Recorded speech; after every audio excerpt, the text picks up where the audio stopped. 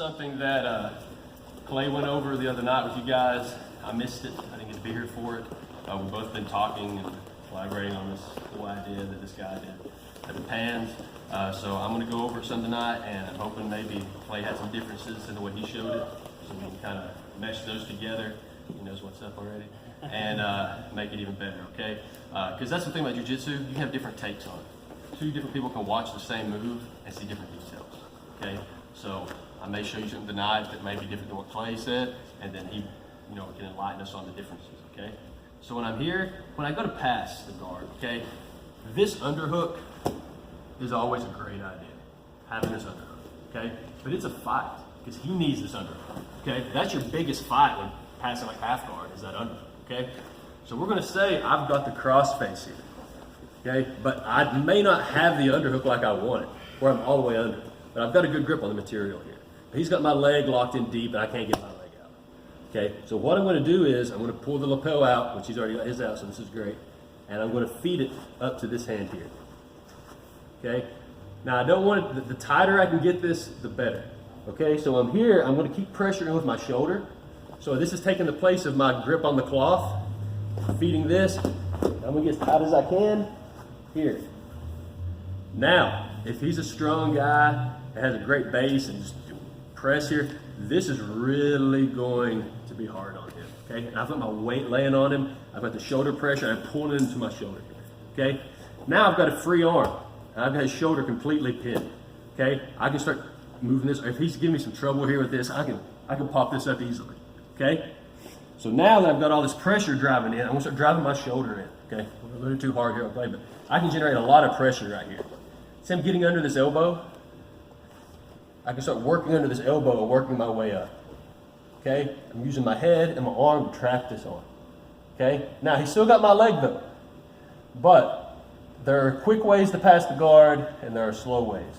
This is a slow way, but it is miserable for him, okay? He's getting smashed and pressured on here in a very uncomfortable position, and I'm slowly getting my leg out, okay? So I can use my back foot here and put it on the top of his leg and start just working my leg out as I'm laying on his face here, just super tight, okay? It's gonna take a little bit of time, but I'm smothering him here, okay? Just pressure, pressure, pressure. My knee comes out. I can get to my mount. If he keeps my foot pinned here, I can keep bringing this elbow up high, laying on his face. Pressure, pressure, pressure. It's eventually going to come out, okay? I can start working attacks here. Okay, this is what Felipe Andrew did to Muhammad Ali.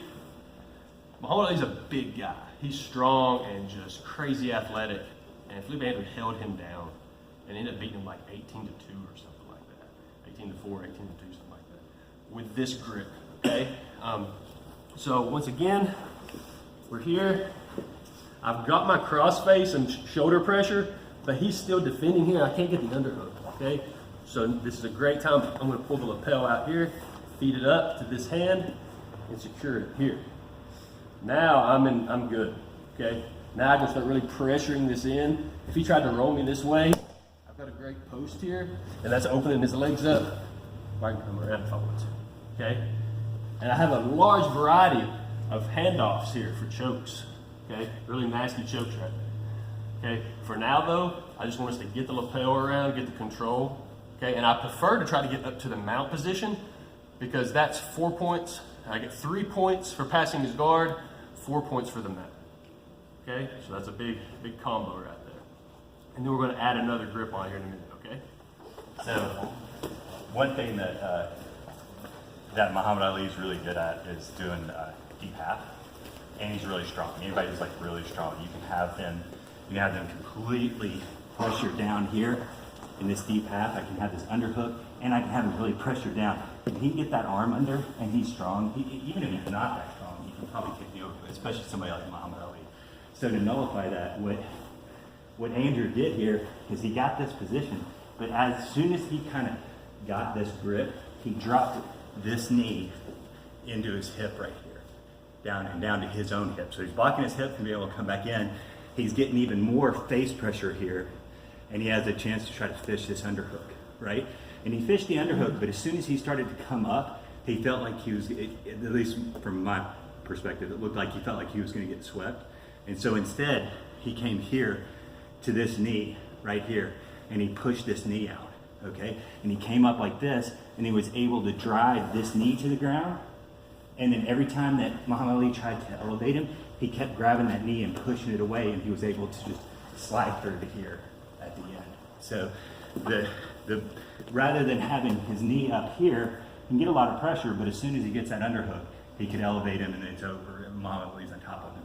And so he knew that was coming, so as soon as he got this grip, he dropped that knee in right here. And then you can either try to go for this underhook and see where you can get to from there, or you can push this knee away. All right, so we're in our half guard. We've got our lapel out. We've passed it under. We've got our pressure, shoulder pressure. We're under the arm here. Okay, we have got our. When you do this, keep the pressure on his face. Don't relieve the pressure when you go to turn your knee in, because that's when he's going to bump into you here. Okay, I've got to keep him pinned here when I sit out. Now I can drive my knee over into my quarter guard. Okay, from here, say I'm having a little bit of trouble getting my foot out. A little trouble getting this foot out, and I can't really get the pressure I want. He's fighting me a little bit. Okay, I'm going to squeeze. I'm going to come up past this to here. The grip's like this. Just like that. I'm dropping this forearm down on his neck here. Okay? That's very uncomfortable for play. Just right on the side of his neck, and I'm posting here. Now, when he starts squirming around trying to get out of this, which he's going to, I just keep the pressure down across his sternum and his neck here. When I get the opportunity, I come under this arm here, and I bring this arm up. Now he's really in a bad way, okay? From here, I can start really working this up and trying to free that foot up. I can go for submissions here. If I need to ride out the match there, if it's a close match and I've got my points, whatever the circumstance is, it sets you up in a great spot, okay? All you're doing is just handing it off in this hand and dropping that forearm, okay? Anything you can do to make them uncomfortable, very uncomfortable in that, especially if it's a tournament where you're going 100%, and that's what's going to help you clear that foot, okay? Because they're going to be holding on tight. They're not just going to let you pull your foot out. If you get the foot out, and you're wanting to play the points game, you can let them get your foot back. You get that foot out again, it's 4 more points. That's the game. 7 more. Huh? 7 more, you're probably going to mount, right? It's a pass in. Ooh, 7 points. Okay. I recommend doing that. All right, 1, 2, 3.